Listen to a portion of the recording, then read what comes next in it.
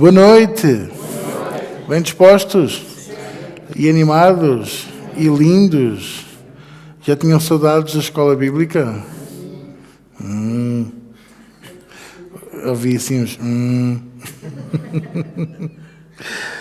Ora então, escola bíblica, perguntas e respostas. Terceira semana, pelo menos terminamos esta série de perguntas e respostas. E eu vou dar tempo que eles preparem um microfone para as perguntas. Eles, não é? Exato. Por eles, ela. E porque eu tenho a certeza que vão haver aí perguntas muito interessantes. Mas, enquanto o microgaitas não fica pronto, eu posso deixar aqui uma sementinha. Ou seja, quem é que gosta de nuggets? Gostam? Quando vão ao restaurante do palhaço, pedem sempre: olha, quero uns pedacinhos de frango. Por que é que estão a olhar assim para mim? Não sabem o que é o restaurante do palhaço? Ele já se reformou, agora já não está sentado à porta de cada restaurante. Era o McDonald's. Abram aí no instantinho comigo em 2 Tessalonicenses, capítulo 2, por favor. Já agora deixo-vos aqui um pequeno nugget.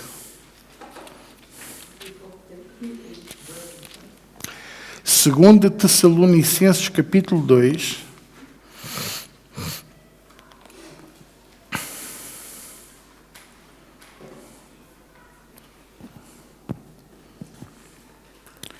É só para vos lembrar que não há nada que se esteja a passar atualmente que o Senhor já não nos tenha preparado. Só aos distraídos é que isto pode estar a trazer confusão ou dúvida. Mas o apóstolo Paulo, logo aqui no capítulo 2, logo no início, a partir do versículo 3, ele diz assim: ninguém,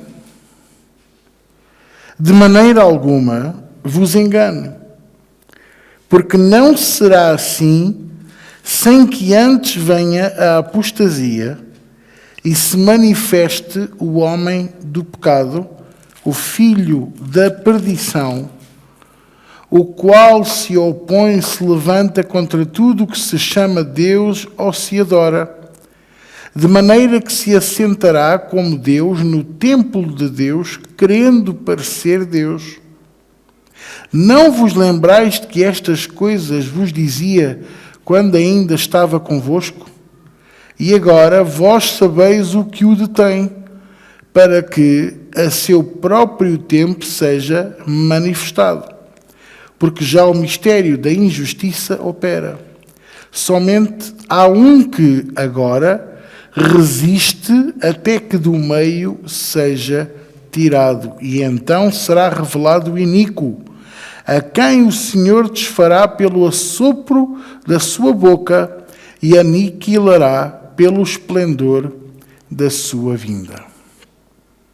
Então, o próprio apóstolo Paulo está aqui a alertar a igreja de Tessalónica e também a igreja da Adamaia, dos ministérios, não Viegas, para que ninguém, de maneira alguma, vos engane, porque não será, ou seja, tudo isto que nós estamos a ver ainda é o prelúdio da vinda do anátema. Se isto já é mau, imagine quando o fulaninho se sentar no trono. Porque ele vai se sentar no trono da igreja, ele vai se sentar no trono das igrejas, a maior parte. E vai fazer guerra aos santos. E não vai ser brincadeira. Vocês dizem assim: o outro, o descabelado, ameaçou. Até agora até ameaçou o Papa. Verdade. Até ameaçou, que é um conterrâneo dele, não é? Um patrício dele, é americano. E, no entanto, ele já não mede consequências de nada, porque ele acha-se invencível. As pessoas dizem: ele é o anticristo. Não, não é. Ele é um precursor. João Batista fazia coisas extraordinárias, no entanto, não era o Messias, não era Jesus Cristo. João Batista nunca recebeu a plenitude do Espírito Santo de Deus. No entanto, era o veículo pelo qual o Espírito Santo descia sobre os outros, nomeadamente sobre Jesus. Incrível, não é?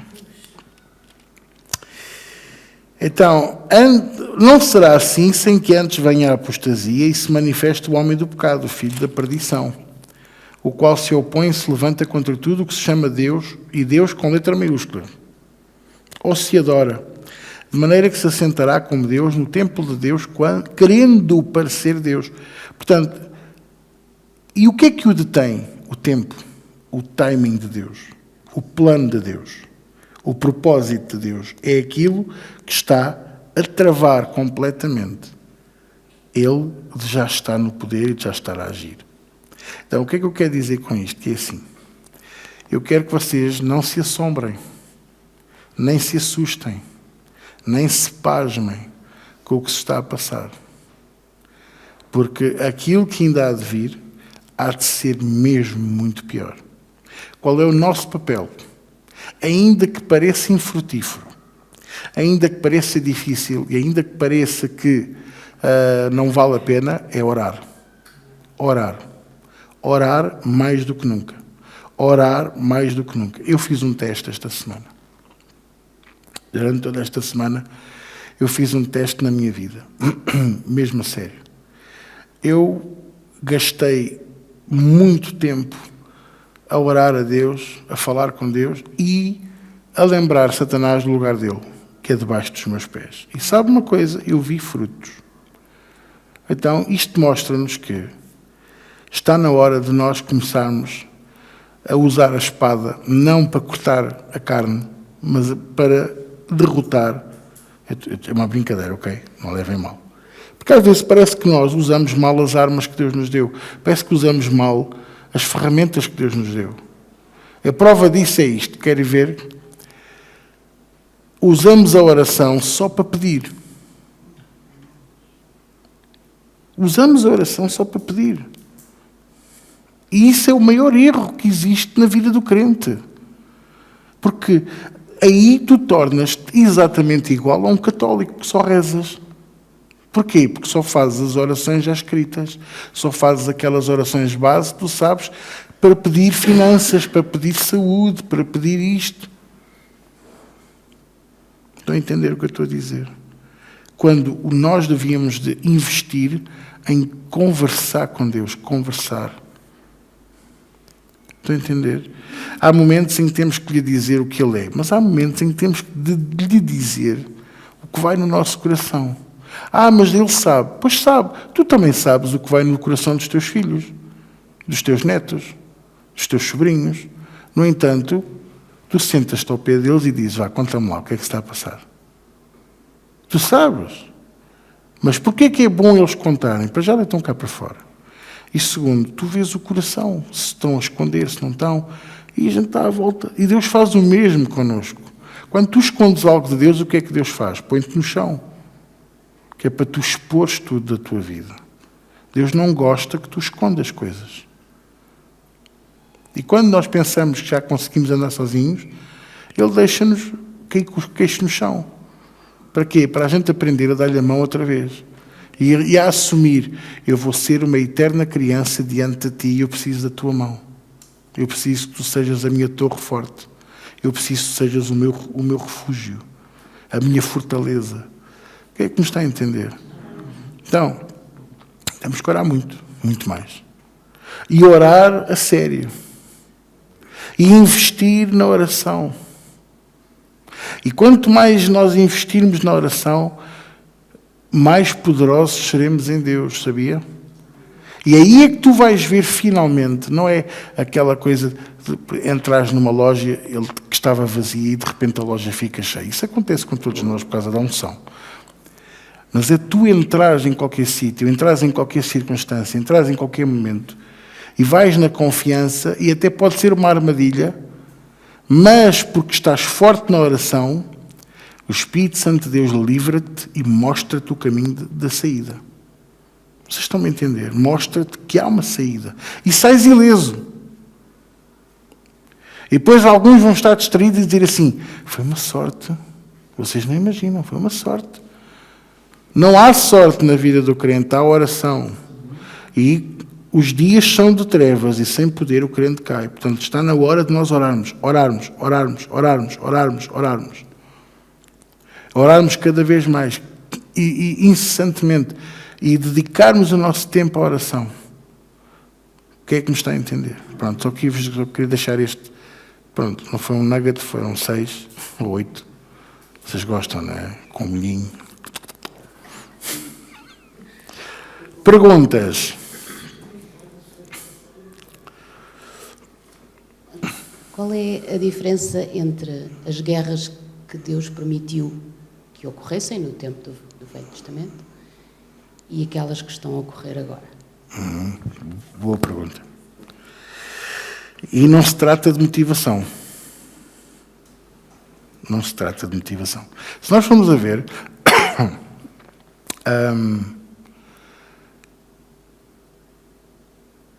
aquilo não era no tempo de Abraão, que é as primeiras guerras que nós ouvimos falar, não é? Ele juntou-se a não sei quantos reis e combateu, e depois apareceu-lhe Melquisedeque, um rei, o chamado rei de Salém, não é? Mas que não tinha, nem tem genealogia. Ninguém sabe quem ele é. Hoje, os estudiosos e os teólogos dizem que ele seria uma imagem, uma toponímia de Jesus Cristo, ok? A quem Abraão sacrificou, adorou e serviu. Mas o que é que vocês entendam? Que não havia propriamente nações, não haviam fronteiras, não havia posse, território. E quando Deus fez uma promessa a Abraão, primeiramente ao pai de Abraão, que não quis cumprir o plano até ao fim, ficou a meio caminho. E aqui, deixem-me falar um bocadinho sobre isto. Desculpem, também é um sideline, é uma ida à boxe. Isto está a acontecer com muita gente hoje. Muito cristão hoje acaba por perder a chamada, porque a meio do caminho, a meio da caminhada, a meio de cumprir aquilo para que foi chamado, para que foi escolhido, para que até foi trazido a esta terra, acontece uma morte de um ente querido, acontece uma perda de um emprego, acontece um divórcio, uma coisa qualquer que nós não conseguimos controlar, até inclusivamente uma doença incapacitante.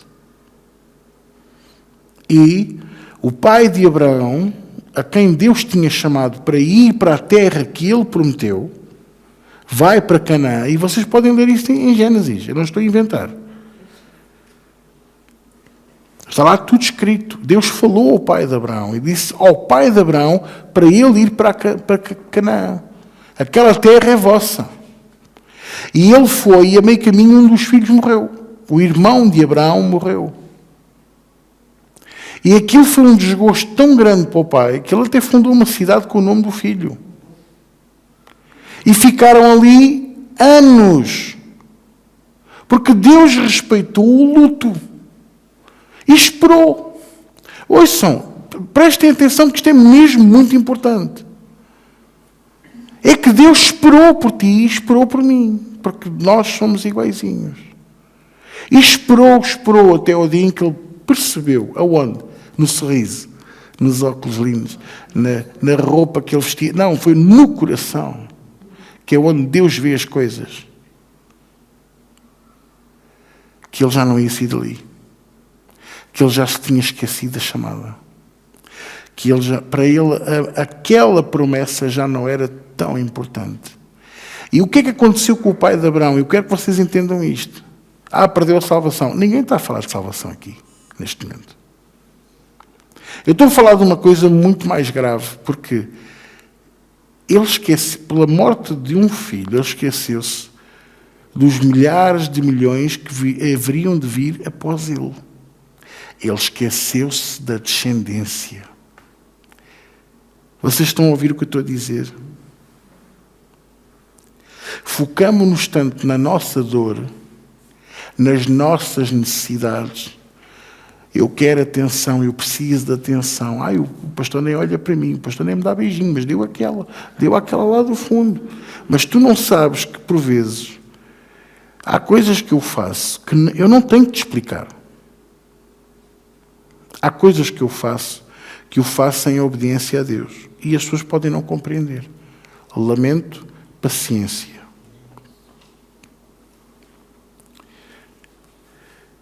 Este homem esqueceu-se da descendência.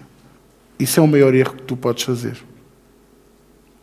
A tua dor, a tua necessidade, a tua incompreensão não podem ser superiores ao desejo de tu veres a tua descendência a cumprir a chamada de Deus. E quando Deus percebeu que ele agarrou-se à dor, ele não se agarrou sequer ao neto, ao sobrinho de Abraão, a Ló. Ele agarrou-se à dor e ficou ali. E o que é que começou a fazer? Virou as costas a quem? Quem é que sabe? Ao nosso Deus. Porquê? Porque ele começou a fazer ídolos. Ele tinha uma fábrica de ídolos. E misturou a família, envolveu a família naquilo. E um dia o Senhor percebeu que aquilo não ia para a frente. Então chegou ao pé de Abraão, e vocês compreendam, Deus nunca tinha falado com Abraão antes. Abraão não sabia quem era o Deus vivo. Nunca tinha ouvido a voz dele antes. Ele só via os deuses que eles próprios fabricavam. Em madeira, em cerâmica, em produtos. Vocês estão a compreender? E de repente o Senhor chega-se a Abraão e diz-lhe assim: vai para onde eu te disser e eu farei de ti uma grande nação. E ele não se pôs a perguntar: quem és tu? Qual é a tua altura? Quanto é que pesas? Como é que é mesmo o teu apelido? Não. Ele virou-se para a mulher, recém-casado. Virou-se para a mulher, dividiu as coisas que tinha que dividir, agarrou na prole toda dele, disse bye-bye ao pai, bye-bye à fábrica de ídolos, porque Deus disse-me para eu ir. E foi. E Deus não lhe disse assim: vai ali para aquela zona geográfica 26.45 norte. Não, Deus disse-lhe: vai. E ele foi. E ele confiou cegamente. Por isso é que Abraão, compreendam isto de uma vez por todas, é chamado o pai da fé. Ele não é pai da fé porque teve um filho aos 90 anos. Ele nem acreditava que ia ter um filho. A prova disso é que ele foi fazer lá a empregada. Porque olhou para a mulher e pensou: coitadinha, ela já nem tem que andar com andarilho. Vocês estão a perceber o que eu estou a dizer, então? Ele confiou cegamente. E a primeira vez que ele viu Deus, já ele era um homem muito rico. Muito rico. E ainda não estava no sítio que Deus lhe tinha dito para estar. Ele tinha escolhido o pior lugar para honrar o sobrinho. Vá, tu ficas com as planícies e eu fico aqui com as montanhas e com as cabras que andam ali, que eu nem sei como é que elas não caem. E o Senhor o fez um homem muito rico. Agora tu dizes assim: então a riqueza é um sinal de que Deus é comigo. No Velho Testamento era. A prosperidade era. Tem e hoje no Novo Testamento. Qual é o sinal que o Senhor é comigo? É a presença do Espírito Santo. É tu seres um homem diferente.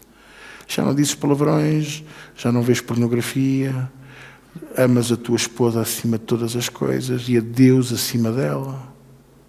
Vocês estão a compreender? Começas a ser um exemplo para a tua família, que a tua família até começa a dizer: tu estás diferente. E muitos deles não sabem e dizem: foi a tua mulher que te mudou. Ela ajudou. Mas quem nos está a mudar é Deus. É esse a grande prova. Estão a entender? Agora, o que é que isto tem a ver com a pergunta? Tem tudo, porque eu já falei na resposta toda aqui, sem querer. Primeiro, ouvir a voz de Deus. Segundo, obedecer à voz de Deus. E terceiro, ter o Espírito Santo de Deus. Então, naquele tempo, não havia fronteiras, não havia posse, não havia territórios, não havia mapas. Aquilo basicamente eram cidades. Então, como o homem era mau, construíam fortificações à volta da cidade. Okay? Quando eles chegaram, quando o povo de Israel passou o Rio Jordão, qual foi a primeira cidade que eles encontraram? Fortificada. Jericó. E porquê que era fortificada? Porque os homens eram maus e eram gigantes. E diz que as muralhas eram muito altas e muito grossas, ao ponto de haver casas construídas dentro das muralhas, escavadas nas muralhas. E uma dessas casas era a casa de Raabe. Então, as guerras nessa altura, aprovadas por Deus, foram para a conquista da terra que Deus lhes deu, porque Ele é o Senhor, é Ele que dá a terra. Para proteção, e mesmo depois do povo de Israel já estar na terra de Canaã, muitos queriam invadir, e invadiram os filisteus, os babilónios, os cimérios, os sírios, estou aqui a tentar me lembrar, o Império Romano, os gregos, todos eles fizeram 30 por uma linha. Todos tinham um objetivo, todos diferente daquele que era o objetivo de Deus. Todos quiseram fazer o seu império, engrandecer o seu nome. Alexandre Magno, Átila Uno, sei lá, podia... Quem? Já é muito mais tarde, sim, mas Napoleão, sim, Hitler. Todos eles quiseram fazer impérios, engrandecer-se a si próprio. Deus quis dar um território ao seu povo para se engrandecer neles, Ele ser o maior, o grande, o Deus, o grande eu sou, o Deus verdadeiro, o Deus vivo. Agora, comparando com hoje, em que há fronteiras definidas, territórios, povos, em que não há só cidades, mas há territórios enormes. Quando se invade outro país, nós estamos a quebrar todo o princípio de respeito, de integridade, fidelidade, de temor a Deus. Vocês estão a compreender? Quando nós vemos o que, por exemplo, o povo americano e até os israelitas estão a fazer, até mesmo, irmãos, o povo iraniano não é melhor, porque eles estão a atacar outros em represália ao que lhes estão a fazer. O que era suposto eles fazer era defenderem-se. E eles não se estão a defender. Assim como os palestinianos não são melhores que os israelitas. Porque eles atacam na vez de se defender. Aqui é que está o problema. Okay? Então, a grande diferença é que não é que Deus aprova a guerra, mas porque, por exemplo, quando Deus manda Saúl destruir os amonitas, ao ponto de mandar destruir tudo, animais e tudo. Obviamente que é uma decisão muito dura. Mas eu tenho que perguntar isto.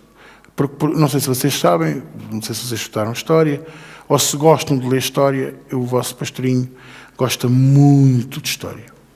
Enquanto vocês vão para a casa de banho com o telemóvel, eu vou para a casa de banho com enciclopédias e com Bíblias ilustradas, não a Bíblia Santa, Sagrada, não, que eu não levo. Não é lugar para ler a Bíblia. Mas faço comparações e tento entender o que é que estava a passar naquela época. Vocês sabem como é que na época medieval eles conseguiam, porque cercar uma cidade é uma coisa que acontece há milhares de anos. É fácil. Basta cortar a linha d'água e interromper o acesso à comida e em poucas semanas eles rendem-se. Não há hipótese. As pessoas vão começar a morrer de fome, os peixinhos vão começar a morrer de fome e de sede, e é impossível. Então, na época medieval, nomeadamente quando o Império Romano queria invadir certos territórios, eles fizeram isto muito na Grã-Bretanha, portanto, na Ilha Grande, e no norte da Europa, era com animais mortos catapultados para dentro das cidades fortificadas. Não os matava de fome, mas matava-os de peste. Matava-os com septicémias. Acabavam por... Os que se rendiam morriam pouco tempo depois, doentíssimos. Isto é muito macabro, não é? A gente não vê isso na Bíblia. A gente não vê Deus a dizer assim: ponham-lhes doenças para eles morrer. Não. Parece duro Deus dizer assim: limpa, eu quero este povo destruído. Os animais não podem sobreviver. Isto quer dizer que para Deus aquele povo, os animais, as culturas, as cidades, porque até as cidades eram para incendiar, não era para reconstruir, não era para recuperar, eram impuras, eram iníquas. Deus não queria que aquilo permanecesse, porque se sobrevivesse uma pedra, aquela pedra iria contaminar tudo o resto. Agora, vocês dizem assim: pastor, mas onde é que está o amor de Deus? Pois é, aí é que está. Aí é que está. Porque nós vemos o amor de Deus em Moisés, o líder mais duro da história. Porque ele disse assim a Moisés: ouçam. Ponham as vossas gafas a olhar bem para mim. Ele disse assim a Moisés, depois do povo ter pecado, uma coisa terrível, construíram um ídolo de ouro, fizeram orgias, sacrificaram crianças, coisas que não estão descritas para não confundir a sua mente e a minha. Mas aquilo foi tão mau que aquela geração não entrou na terra prometida. Eu quero que vocês entendam isto. Agora, depois do povo pecar, Moisés voltou à presença de Deus. E o que é que Deus lhe disse? Eu vou destruir isto tudo e vou começar tudo de novo contigo. E Moisés deve ter olhado e pensado: eu tenho 80 anos, meu. Eu tenho alguns filhos, mas quer dizer, então, estás disposto, ouçam o que eu vou dizer, estás disposto a esperar não sei quantas gerações para recuperar, para que voltemos a ser 600 mil, para que... Deus é paciente. Ele estava disposto a esperar o que fosse preciso. E Moisés podia ter dito assim: grande ideia, mata isto tudo e vamos fazer Moisésinhos pequenininhos aí à maneira, para sermos todos obedientes a ti, Senhor. Mas ele não. Ele disse assim. E é isto que falta ao ser humano. É isto que nos falta a mim e a ti. Acredita. Aos líderes desta era. Vais destruí-los? Vou. Então, eu sou o primeiro a ir. Eu e a minha família. Porque eu não quero que os outros digam assim: olha, viste? Levou-os para o deserto para adorar e matou-os lá todos.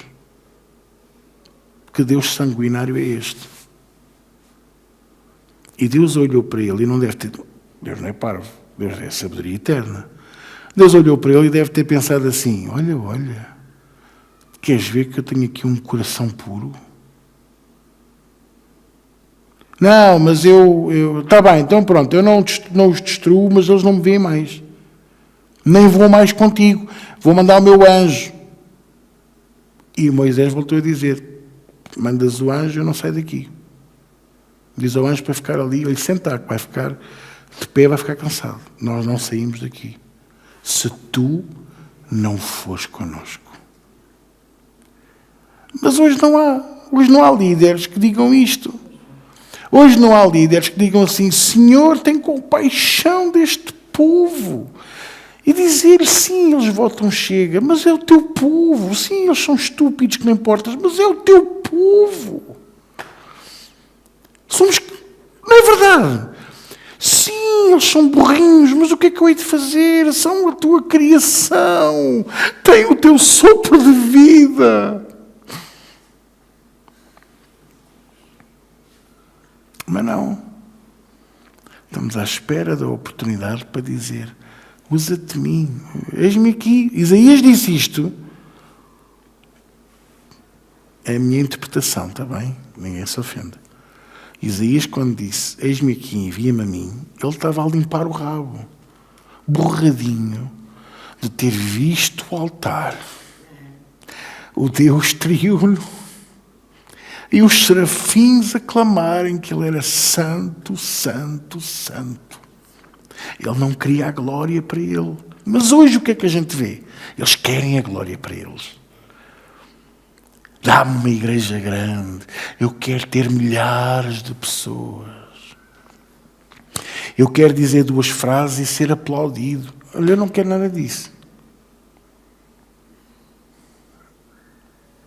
Eu só quero ser obediente.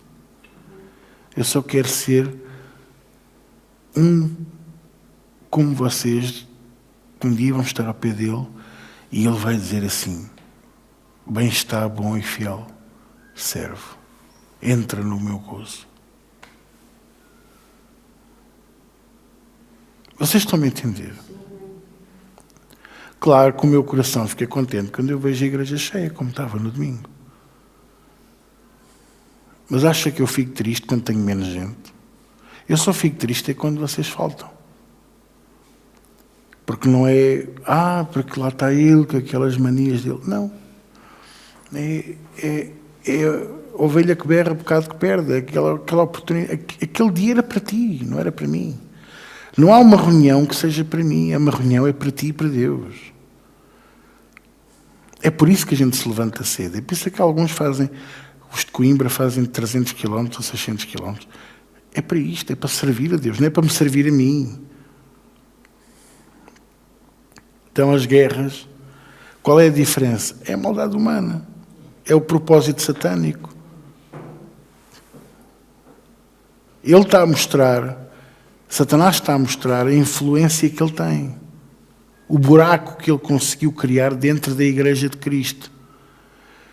Que vão 60 pastores orar pelo líder americano descabelado, que vocês conhecem tão bem. E, no entanto, não há um que diga assim: homem, arrependa-se que você está mal. Você vai parar ao inferno. Vão matá-lo. E então? Jeremias foi posto numa cisterna, na prisão. E iam deixá-lo para morrer à fome. E ele, por dizer a verdade. Que caneco. Estevão foi apedrejado por dizer a verdade. Acabadinho a ser consagrado ao diaconato. Foi apedrejado por dizer a verdade. E ainda ficaram mais irritados quando ele viu os anjos de Deus e o Senhor de mão estendida para ele, em visão, prestes a morrer. Ainda ficaram mais irritados com ele. Então esta aqui é a grande diferença. Deus aprova isto? Não. Deus não aprova guerra nenhuma. Mas a Bíblia fala na jihad, não é a tradução, não é? Na guerra santa. Sim, mas é a guerra espiritual. Não é física. Se não tínhamos que rasgar uma porrada de páginas... Pode-se dizer porrada, não se pode? Porrada de páginas da Bíblia, porque o que é que a Bíblia diz? A nossa luta não é contra a carne e o sangue. As armas da nossa milícia não são carnais. Porque não temos que lutar contra a carne e o sangue. O apóstolo Paulo volta a repetir em Efésios a mesma coisa. Então, quer dizer, estamos todos errados? A Bíblia está errada? Deus está errado? Eis que me enganei. Vamos acrescentar em um livro à Bíblia... Aí, o primeiro de imaginações, que assim diz o Senhor: eis que me enganei, aleluia, glória a mim próprio. Não. É uma guerra espiritual que está a decorrer há milhares de anos. A gente pensa que ainda vai decorrer. Não, porque vão ler o capítulo 12 a 14, os 3 capítulos do Apocalipse, e vocês vão perceber que a guerra, a batalha entre os santos anjos de Deus e os demónios, os seres espirituais da maldade, está a decorrer há milhares de anos. É por isso que nós temos que orar e interceder. Porque eles estão nas regiões celestiais a batalhar uns contra os outros. Só que são tão poderosos e são tão equiparados que a única coisa que vai fazer a diferença é a palavra de Deus e a tua oração. A tua oração. Eles são anjos e seres ministradores para nós, os anjos de Deus, mas és tu que os fortaleces na vitória que Deus lhes deu. Já lhes deu. Como é que eu vou fortalecer os anjos? Irmãos, o Daniel esperou 3 semanas por uma resposta que ele estava habituado a ter e no imediato. A Bíblia diz que ele ficou triste, mas fez jejum. Não parou de orar. Não desistiu. E provavelmente, se o anjo não aparecesse, ele ia morrer à fome, mas ele não ia desistir até ter a resposta. E é isto que faz toda a diferença. Então, como é que a igreja está hoje? Exatamente como está escrito em Apocalipse. Enriquecida, gorda, não tão gorda quanto eu, bonito, mas é gorda, ineficaz, totalmente ineficaz e convencida que é uma coisa que não é. Por isso o Senhor lhe diz: pensas que és rico, mas és um pobre, cego e nu. Não é por acaso que ele diz estas coisas. Deus não está totó para dizer assim umas coisas e a gente pensa: coitadinho de Deus, e tal. São muitos anos já. Não, ele é sábio, ele é sabedoria eterna, ele é santo. Então, entendam isto. Isto é uma pergunta fantástica mesmo. E por isso estou a gastar tempo e a responder a muito mais coisas com relação a essa pergunta. Deus não aprova nada disto. Não. Não há guerra alguma agora que esteja a ser em nome de Deus. É em nome de Deus. Física, guerra física em nome de Deus, não. Não, por amor de Deus. E tirem o cavalo da chuva, tirem a manada toda da chuva, tirem as zebras, que são equinos também, tirem os equinos todos que vocês conheçam da chuva, porque não há nenhuma guerra, batalha física aprovada por Deus atualmente. Em nenhum sentido e em nenhum aspecto. Mais perguntas? E porquê é que fala o nome de Deus em todas, Paulo? Sabes porquê? Eu vou explicar a todos porquê, porque esse é um pormenor muito interessante. Não. É porque eles precisam de se autoconvencer. Romanos 1 diz-nos isso. Como eles negaram a eficácia da palavra e o Deus triuno, Deus fê-los acreditar em mentiras, negando-se a si mesmo, negando a Deus e a tudo o que Ele representa. Então, qual é a melhor maneira de te tentar convencer as pessoas, de vos tentar convencer que aquilo está certo?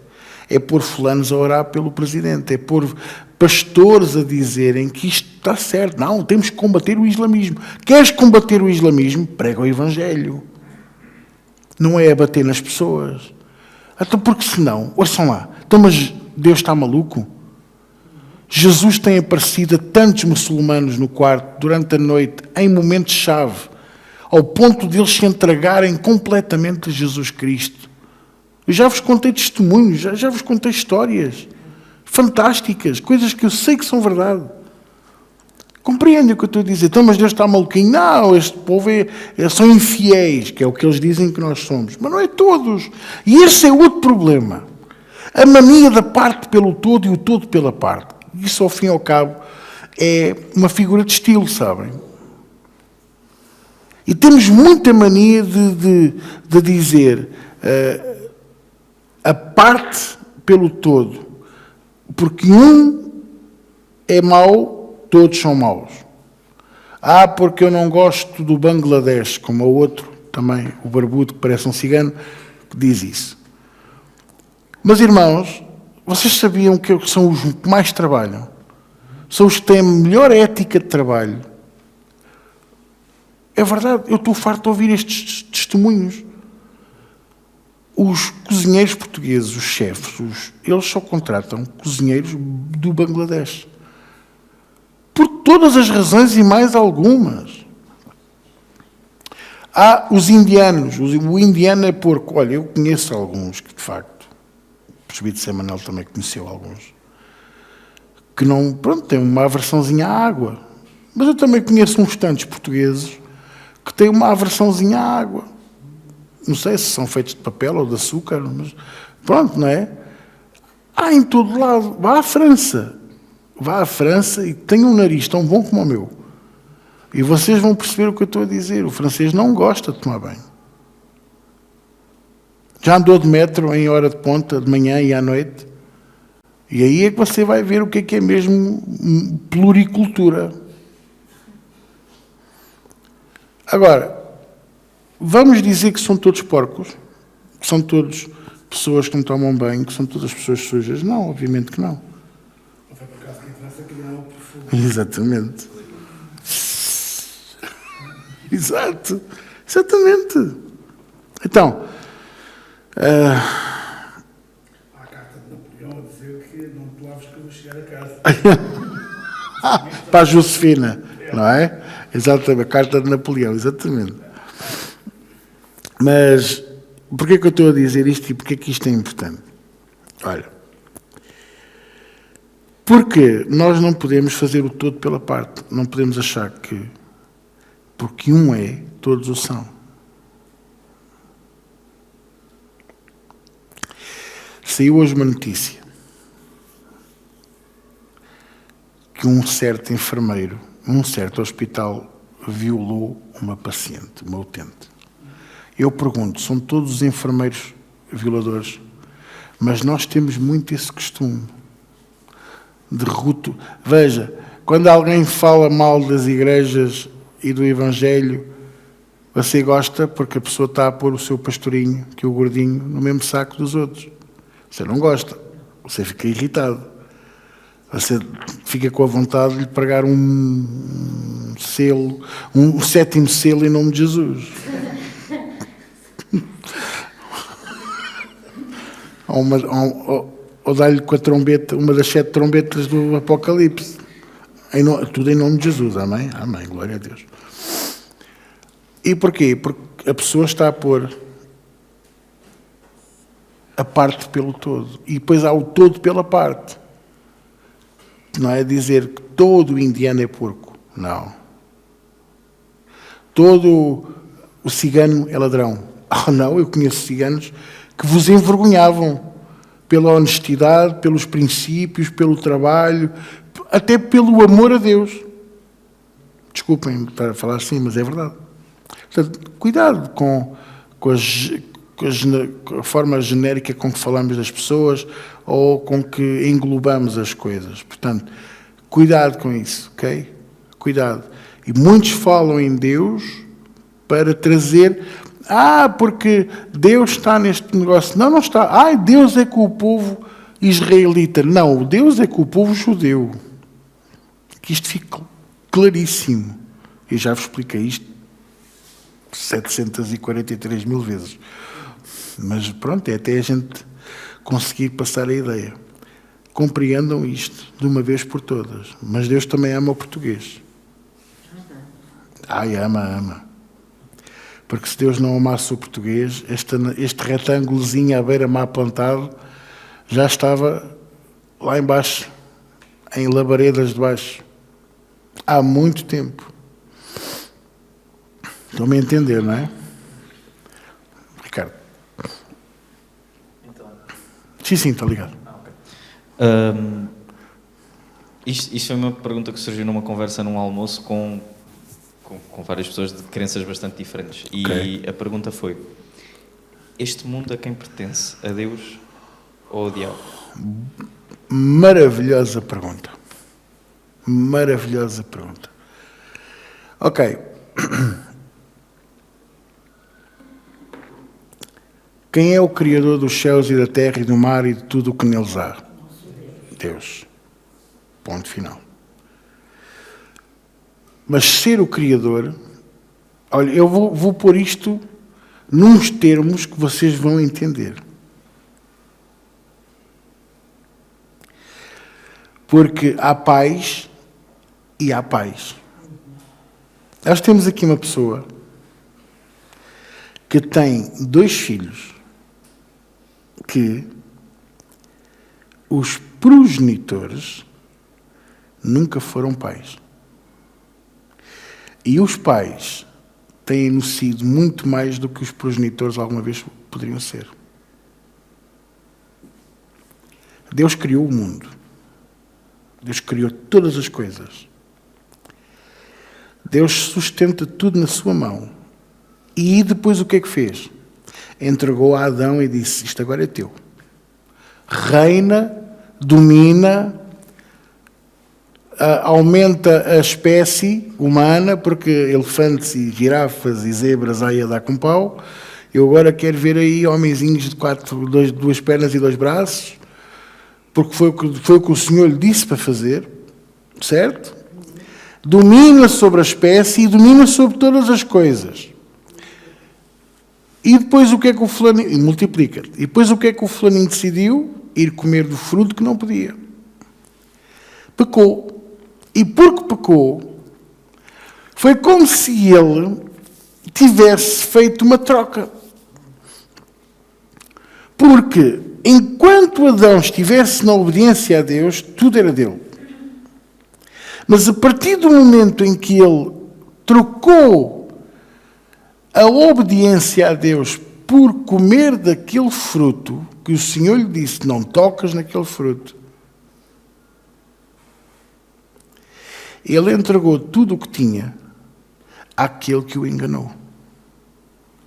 Por isso ele disse, esse mesmo ser, disse assim, na tentação do deserto a Jesus Cristo. Estás a ver isto? Tudo isto é meu. Porque me foi dado. Porque me foi dado.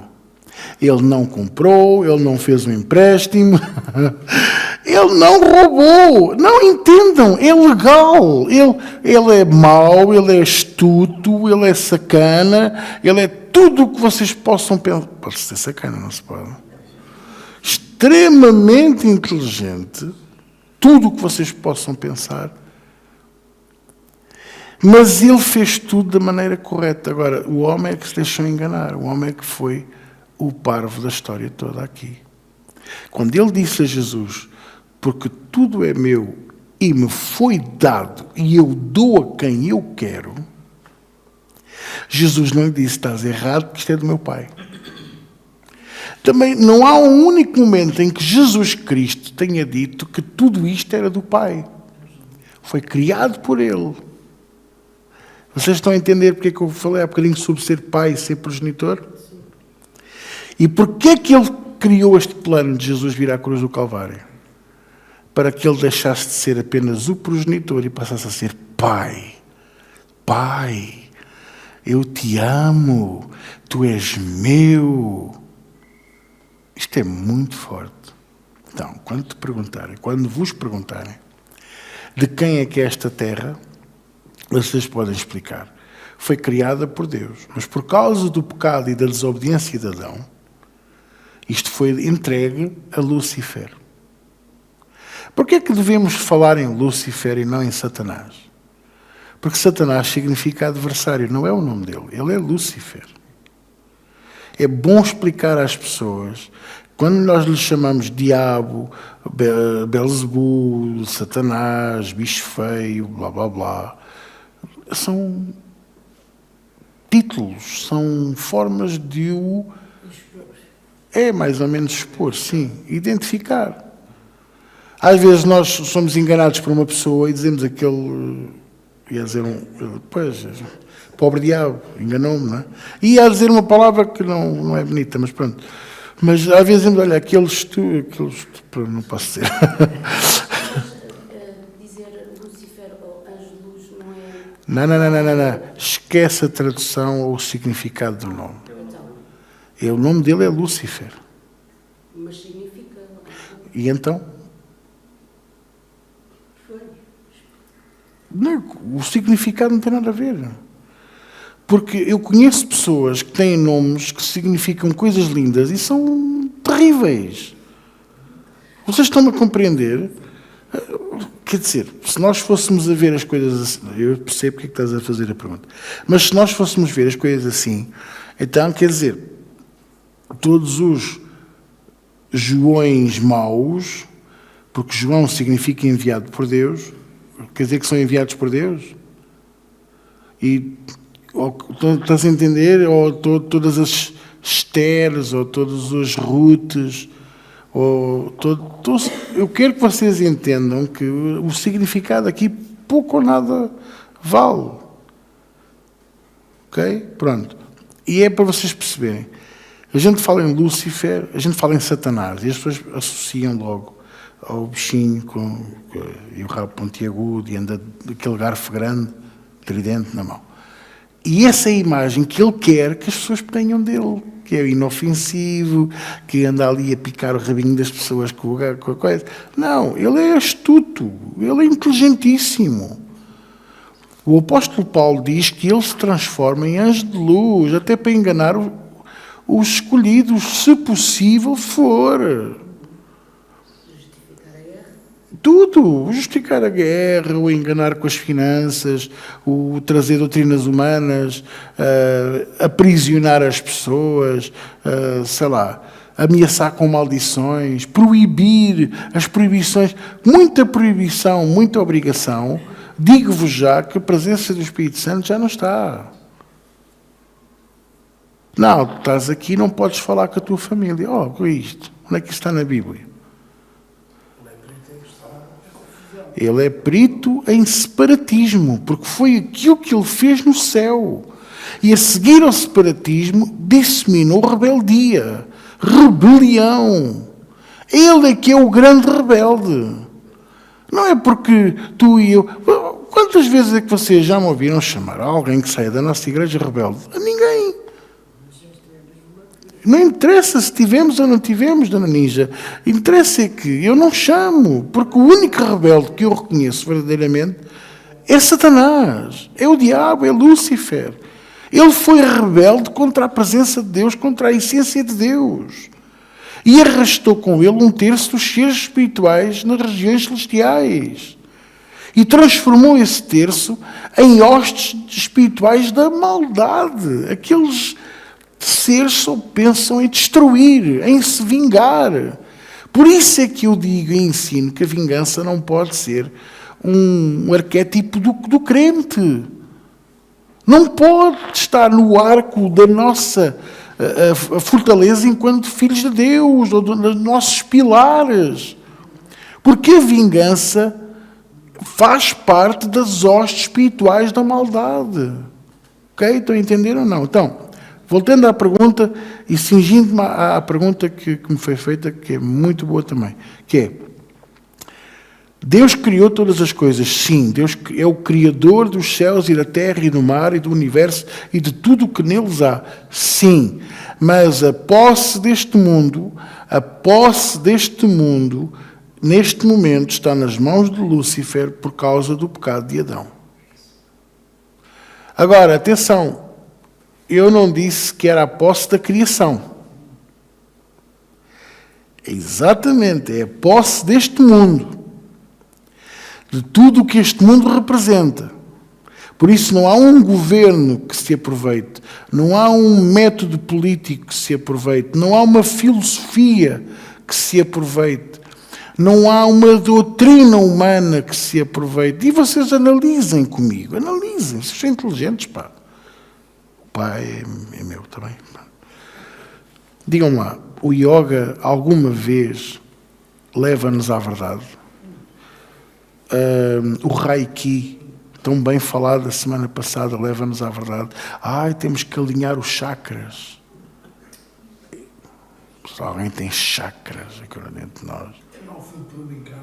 Olha, boa. Mas a Bíblia fala no fio de prumo e na pedra de esquina, rejeitada pelos homens. Se tu experimenta com os teus colegas de trabalho, com os teus amigos, fala sobre que leste que Mercúrio está em retrógrado a Júpiter. E tu vais ver, começam todos a falar, o escorpião isto, e o escorpião aquilo, e o aquário, e o lagarto. O lagarto também, não percebo nada disso. E a lagosta, e não sei o quê. Para mim é. Quando me perguntam, eu digo sempre, lagosta, santola, caranguejo, tudo, mas já feito, já coisa. E vocês dizem-me assim, e porquê que eu devo experimentar isso? Tu vais ver que todos te aceitam. Mas diz assim, olha, vocês acreditam nessas porcarias. E eu acredito que Jesus é o caminho, a verdade e a vida. E que ninguém vem ao Pai se não for através dele. O horóscopo. Exatamente. E começam logo a dizer que somos religiosos, lá vem este com a religião, mas tens sempre que falar nisso. Mas não tens outro assunto para falar. É verdade o que eu estou a dizer. Então, o mundo foi criado por Deus. O mundo continua a ser do Senhor. Aliás, a criação. Mas este mundo, aquilo que sustenta, até o sistema económico, o sistema social, a religião está controlada por ele. O que há hoje como religião é ele que permite, porque ele é o Senhor. Ele é o Senhor dos ares, as tempestades, só o que tu oras é que pode travar. Eu vou orar para que a chuva pare. Não, ser mais inteligente. E começa a entregar os ares da tua cidade, as regiões celestiais da tua cidade. Porque se todos orássemos pelas nossas cidades, com mais afinco, o nosso país era diferente. Da mesma maneira como eu oro pelo meu gabinete, pelas minhas colegas, e eu repreendo o espírito de influência maligna. E eu vejo a diferença naqueles olhos, no ar do escritório. E quem não consegue lá estar, vem com má índole, entra e sai. É a presença. Por um caminho viral, por sete fugidos. Diz a Bíblia. Ou seja, vão mais depressa embora do que como vieram. Vêm por um caminho, fogem por sete. É o que diz a Bíblia, tal e qual como o Ricardo está a citar. Ela não falha. Concordo. Que engraçado. Tudo o resto. Iogas e tudo. A nova era, pronto. Sim, nova era, exatamente. E a era passada, juntamos tudo. Eles também margem de 30% de falha. Sim. Eles próprios admitem isso. Sim, Se a palavra de Deus é verdadeira, não falha, porque é que nós andamos numa falha a 30%? É só Porque mudar. teríamos sempre, peraí, Paulo, teríamos sempre que, o homem teria sempre que assumir que o Senhor Jesus é que é o verdadeiro caminho, a verdade e a vida. Mas para assumir isso, teríamos a assumir a verdade. E o homem não quer assumir a verdade. Por isso, a palavra de Deus é verdadeira. Romanos 1 diz que o homem, ao negar a verdade e ao negar o Criador, Deus permite que eles acreditem em mentiras. Então, é aí que entra aquela coisa que eu sei que vocês também não compreendem. Como é que há pessoas que voltam à Igreja Católica? Pessoas que conheceram o Evangelho. Pessoas que viram a verdade do Evangelho, que ouviram a verdade do Evangelho e voltam ao vómito. Voltam às doutrinas humanas, voltam às igrejas, às seitas, desculpem, que aprisionam. Não, é lá que eu me sinto bem. Não, eu gosto é do apóstolo, porque o apóstolo é que é. Eu gosto é do ancião. Não, porque ele é que está certo. Cegueira espiritual profunda. Estão mortos espiritualmente por dentro. E vocês dizem, mas têm chamada. Fizeram hinos tão lindos, pregaram o Evangelho, fizeram coisas extraordinárias. Irmãos, a Bíblia fala nisto. Não. Ainda é mais dura. Estarão dois no campo, um subirá e o outro ficará. Por isso é que eu vou ser chato até Jesus me vir buscar com vocês. Para que no vosso campo subam os 2, os 3, os 8, os 14, os 165 mil, 144 mil, que forem a vossa vida, a vossa família. Eu não quero que essa doutrina, que essa palavra, que essa profecia se cumpra na vossa vida. Agora, o que é que eu posso fazer? Eu não posso abrir a cabeça das pessoas. Eu apetece-me comprar uma marreta de 30 quilos e abrir a cabeça das pessoas. Pum! E tentar pôr a Bíblia lá dentro, mas não vai resultar. Já não tem o Espírito Santo. O Espírito Santo de Deus já foi embora. As igrejas que se dizem evangélicas não têm o Espírito Santo. Hoje em dia, muitas delas não têm. E qual é o maior sintoma que a gente vê que o Espírito Santo de Deus já não está numa boa parte das igrejas ditas evangélicas de hoje em dia? Olha, não há transformação de caráteres. Há enriquecimento. mas não há transformação de caráteres. Achou. Eu conheço igrejas, que já foram igrejas. Exatamente, Paulo. Olha, ciúmes e inveja, contenda, espírito faccioso, eu sou melhor do que tu. Eu vou contar uma história aqui. Posso contar uma história? Mas eu não gosto, a Célia gosta sempre que eu conto esta história, mas eu não gosto. Isto aconteceu, eu era miúdo. E aconteceu numa igreja que já teve muitas igrejas em Portugal e na Europa e no mundo. Hoje está resumida a um pequeno império para um homem só. Pronto, basicamente é isto. E na igreja sede havia muitos presbíteros naquela igreja, porque a igreja era muito grande, levava 2.000 pessoas na altura. E tinha reunião de manhã, 3 reuniões à tarde, uma reunião sábado à noite, sábado à tarde. Alguns sabem do que é que eu estou aqui a falar. E houve uma altura em que 2 presbíteros começaram a ter competição um com o outro. E houve um que foi a uma necromante. Estou a falar sério. E levava uma fotografia do outro presbítero e disse-lhe, nunca disse que era cristão, nunca disse que era presbítero, nem disse que era da igreja que fosse. Disse apenas, com aquela fotografia, disse, eu quero saber quanto é que me custa você pregar um susto a esta pessoa. E aquela mulher agarrou na fotografia, olhou e foi buscar um espelho.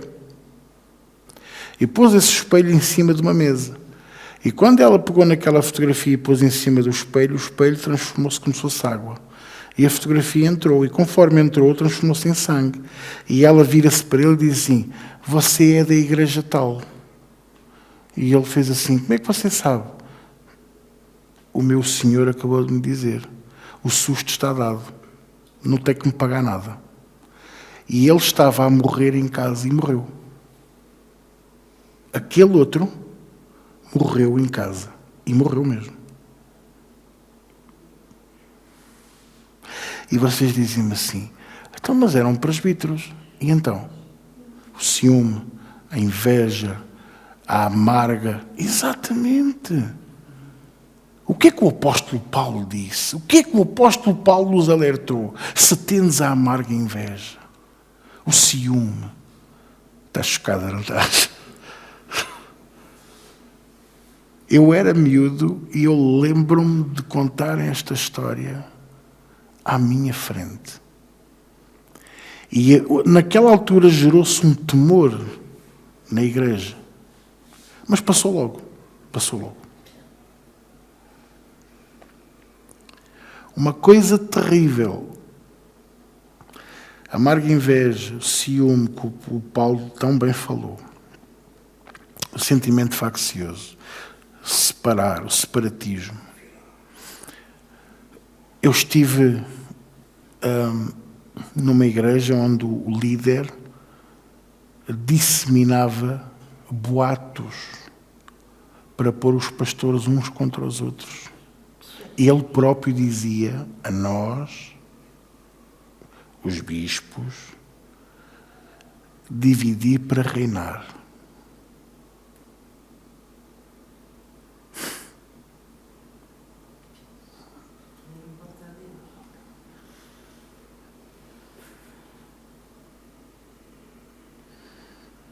Eu vi um apóstolo fazer bruxaria contra um bispo porque ele recebeu um donativo de $1 milhão para construir um hospital, uma escola no terreno da igreja em Angola. Mas esse apóstolo queria o dinheiro para ele. E o bispo disse, não posso, porque isto vem da empresa onde eu trabalhava. Eles estão a dar, exatamente, eles estão a dar este donativo porque eu trabalhei lá. para aquele fim. E se isto não for aplicado assim, eu posso vir a ter... Eu e a Igreja podemos vir a ter graves problemas totalmente desnecessários. E ele não quis saber. Então esse bispo foi, levantou o dinheiro da conta da Igreja, meteu numa conta aberta por ele e fugiu. E então o que é que ele fez? Reuniu os bispos todos e os pastores a tempo integral para orar contra esse bispo. Então, e a oração qual é que era? Enquanto se dava a nós uma fita com o nome dessa pessoa e se queimava, bruxaria da mais alta casta, ele amaldiçoou e ordenou a morte dele. Ainda está vivo, hein? Só 20 anos depois, só para vos dizer que ele ainda está vivo. Yeah. Agora vocês digam-me assim, porquê é que estão tão espantados? Se a casa de Deus está de patas para o ar, não é pernas, é patas para o ar, como é que o mundo não há de estar? Se na Igreja de Cristo há divórcios a torto e a direito, líderes de ministérios que se envolvem com mulheres e até com homens, fazem filhos a torto e a direito e depois há o escândalo. Escândalos financeiros.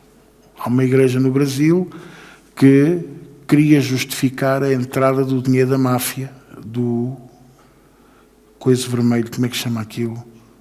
Esquadrão Vermelho, obrigada.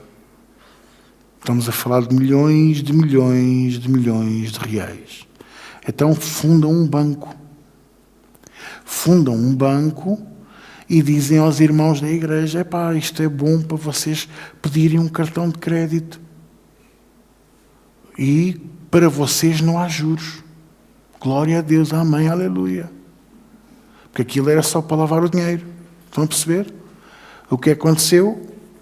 O Supremo Tribunal começou a investigar porque aquilo era mesmo muito dinheiro a entrar. Muito mais daquilo do que era possível. E então ordenou o encerramento do banco. E o que aconteceu? Ou melhor, ordenou o encerramento daquelas entradas de dinheiro fora do resto. O povo não pagava os cartões de crédito. O mal parado começou-se a acumular. O banco foi à falência. E com o banco, 30% das igrejas abertas no Brasil já fecharam. Agora estão debaixo de investigação. Tudo em nome de Jesus, claro. E a gente diz assim, eu não percebo porque é que as pessoas não vêm à igreja. E não me peçam para fazer folhetos. Eu não faço folhetos. Não me peçam para irmos para a rua, tocar guitarra e dizer, venha Jesus. Não. Tu queres ganhar pessoas para Jesus, tu tens que falar boca a boca, olhos nos olhos e dizer assim, olha, eu não estou a dizer para tu ires à minha igreja. Eu estou a dizer para tu teres Jesus. Mas se tu queres uma igreja que o pastor não te vai enganar, que o pastor não te vai roubar e que ele não vai dormir com a tua mulher, nem se vai envolver com os teus filhos, não é? E que não se vai envolver com os teus filhos. Sim, porque a pedofilia já está na igreja evangélica. E com força. Ok? Pronto. Se queres uma igreja assim, e com amor entre os irmãos, como o Paulo estava a dizer e muito bem, então vês a minha. E vês pelos teus olhos. Experimentas pelo teu coração. Depois logo decides. E é assim que tem que ser, irmãos. E estamos numa era em que, como eu disse, a parte pelo todo e o todo pela parte. E nós temos que fazer a diferença. Nós é que temos que brilhar. Nós é que temos que ser o Jeová Nissi. O Senhor é a minha bandeira. Claro que a bandeira, neste termo, Yahvé Nissi, Jeová Nissi, é o arvorear da bandeira para meter medo aos inimigos. Okay? Mas aqui o vosso pastorinho está a dizer, vamos arvorear a bandeira para dizer, olha, isto é uma casa de salvação. Isto é uma cidade de refúgio. És maltratado aí, vem para aqui, aqui vais ser bem recebido. O quê? Estão-te a perseguir? Anda cá, aqui vais ser amado. Mas vais ser transformado pela palavra. Não ficas aqui a espalhar o teu terror, nem os teus pecados, nem a tua iniquidade. O que é que me está a entender?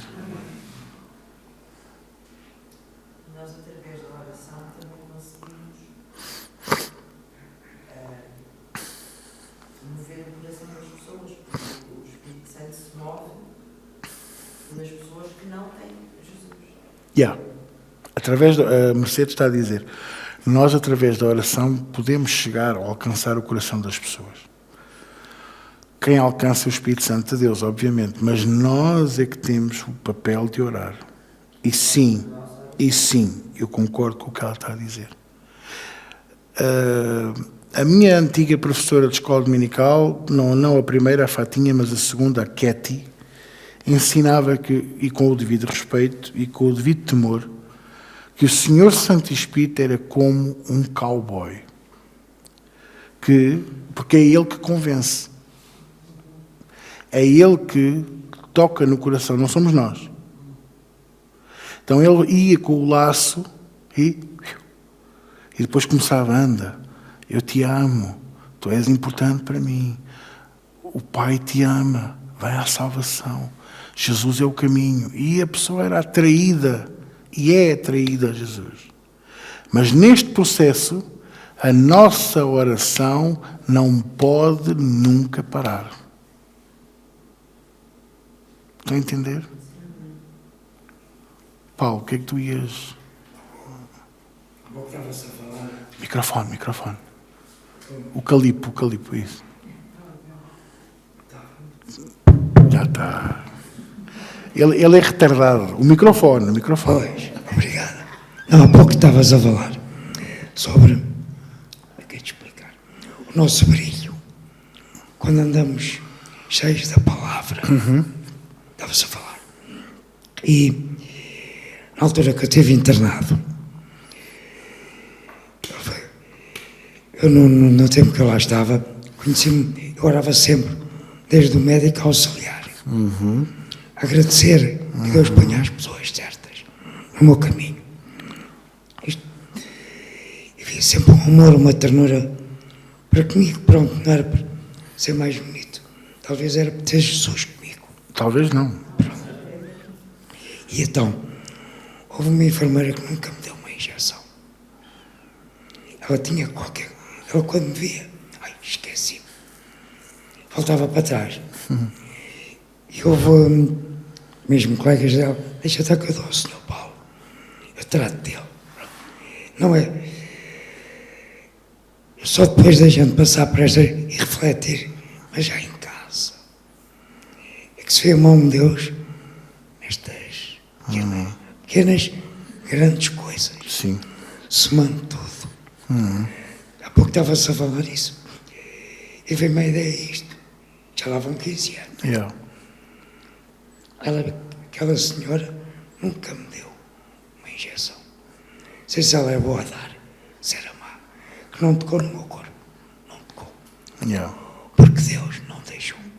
Exatamente. Porque Deus não deixou. Ele foi internado para começar a fazer a quimioterapia. Quando lhe apareceu o anjo, disse que tudo aquilo que ele fosse tomar e todas as pessoas que estivessem ao redor dele eram separadas por Deus. Amém. E para ele não se preocupar com a família, que Deus estava a cuidar da família. Amém. Também. Isso está baseado em Isaías 6, como eu falei há bocadinho. Pronto, nós tínhamos Jesus, mas A brasa retirada do altar com a tenaz santa. Tudo estava separado. sim. Tudo está separado. Por isso, quando eu estava a falar agora com o Espírito Santo, e nós sabemos, porque eu lembro-me que antes de eu ter Jesus, o Espírito Santo já falava comigo. Amém. Eu hoje sei que era o Espírito Santo, na altura Sim, eu não sabia. Não é? Sim. E também sei... Que é o que nós chamamos de consciência. Nem era bem a consciência, eu tinha muitos... O João sabe um bocado a minha vida antes de casar, mas a minha mãe dava daqueles ataques e eu vivi coisas que muita gente não tem essa experiência. As luzes acenderem-se, os bancos, ele a fugir de casa,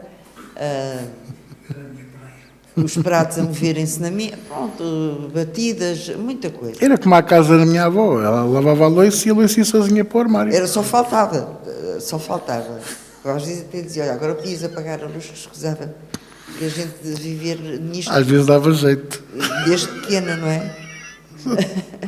Sim. Portanto, eu comecei a crescer e na altura, mesmo já ao princípio de casada, eu tinha ataques de pânico, porque eu via coisas,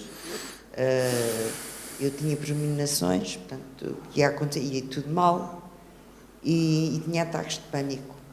E vinha sempre uma voz ao meu coração que me dizia, não tem que ser assim. Amém. E na altura parecia um refrigério que entrava em mim e que era tão doce, tão macio, que me transformava. Yeah. E eu ficava bem. Portanto, eu acredito que se nós orarmos, não desfalecermos, nós vamos conseguir trazer pessoas à salvação. Amém. Porque o Espírito Santo é que se vai mover. E Ele vai atrair as pessoas certas para virem falar connosco com a gente. no momento certo, na oportunidade certa, da maneira certa, e as palavras certas vão ser colocadas na nossa boca. Que é o que Ele diz, não vos preocupais, Jesus disse isso aos discípulos, porque o meu Espírito colocará as palavras certas nas vossas bocas. E isto que a Mercedes está a dizer é uma experiência fantástica, que é, ainda antes de ter Jesus, ainda antes de ser batizada nas águas, de fazer o curso de Novos Convertidos, e tudo o resto que o homem inventa, sentir a presença do Espírito Santo desta forma, com o bálsamo, a água viva, a esperança, porque o que é que ele trazia ao teu coração? Esperança. Porque não tinha que ser assim. Porque não tinha que ser Era assim. o que dizia muitas vezes, não tem que ser assim. Exatamente. A esperança. Eu senti um calor. Umas vezes um calor, outras vezes era aquele refrigério que acalmava, uma coisa doce. Quando tu falas nisso, sabes qual é a ideia que eu tenho sempre, Mercedes? Cada vez que tu dás este testemunho, o maná. Sabor a pão e bolo. Eu não sei qual é o Bolo de sabor, mel. eu só sabia que era doce. Mas aí é que está. É que cada um de nós... Por exemplo, podemos ir jantar todos juntos e comermos a mesma comida, cada um de vocês vai interpretá-la de maneira diferente. E aí é que está o bom de provarmos a presença do Espírito Santo de Deus. É diferente a todos. Mas todos juntos complementa-se. Estão a ver porque é que é importante nós orarmos em línguas juntos, quando estamos nos momentos de oração.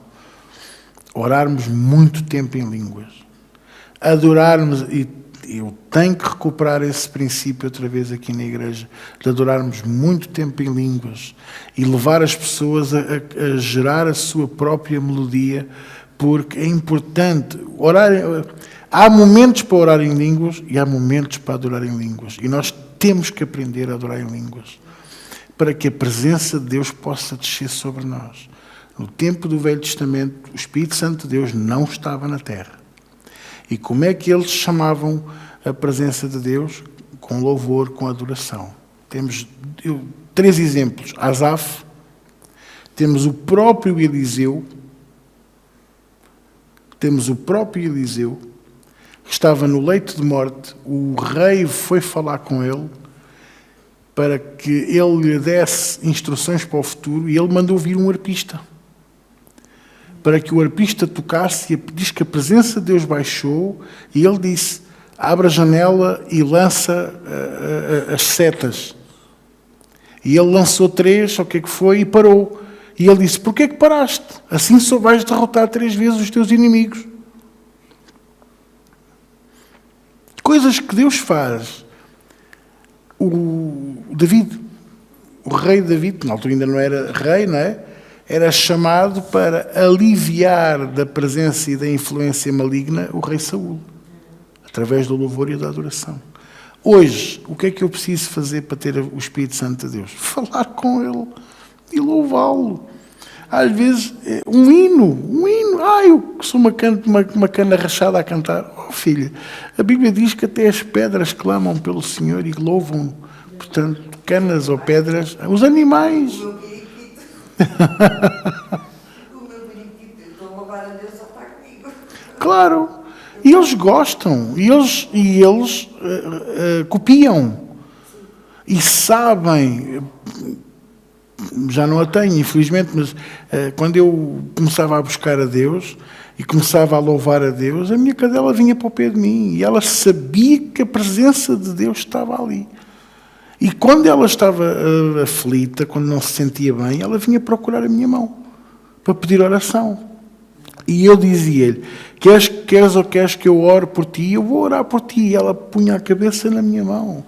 Ela buscava a presença de Deus, que ela sabia que está na minha mão e está na tua mão. Vocês estão a compreender? Então, precisamos disto. Isto é urgente. Há momentos para orar em línguas e há momentos para louvar a Deus em línguas.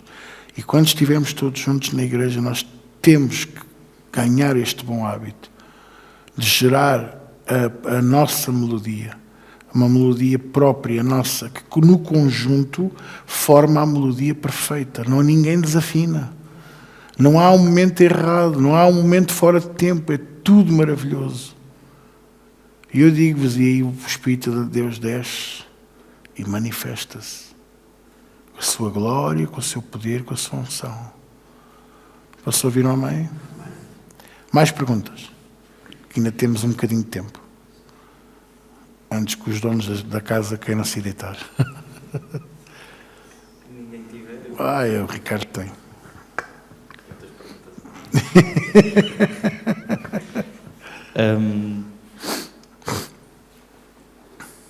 Nunca percebi isto, gostava de perceber.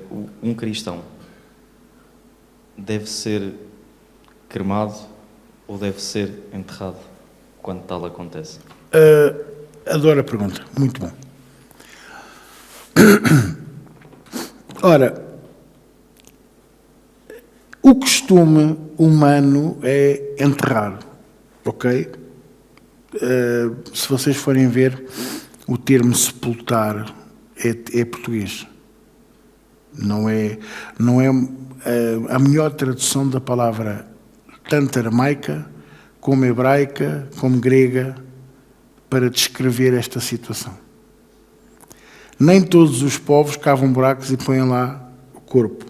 O próprio judeu, quando enterra, é de uma maneira muito diferente da nossa. Não sei se vocês sabem, não há caixões. É tecidos, panos e pedras. Lajes grandes que formam a caixa. E aqui não é bem um sepultamento, não é bem um enterrar. Vocês estão a perceber?